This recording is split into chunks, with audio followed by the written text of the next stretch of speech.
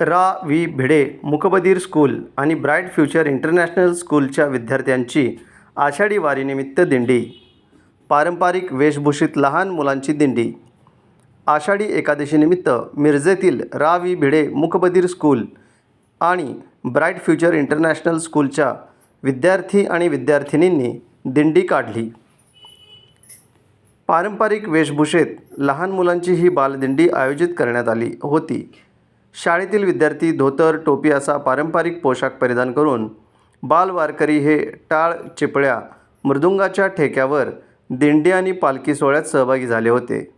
यावेळी विद्यार्थी, विद्यार्थिनी आणि शिक्षकांनी फुगडीचा ठेका धरला. या दोन्ही शाळेमध्ये विविध धार्मिक कार्यक्रम आयोजित केले जातात. वारीच्या वेळी वारकरी या शाळेच्या आवारात थांबत असतात.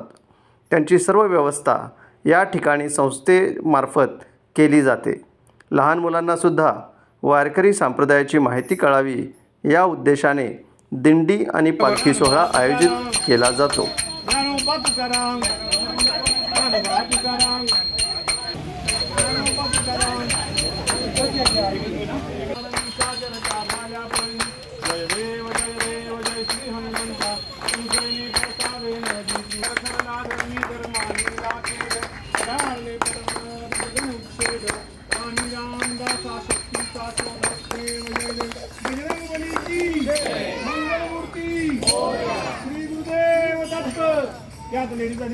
नमस्कार.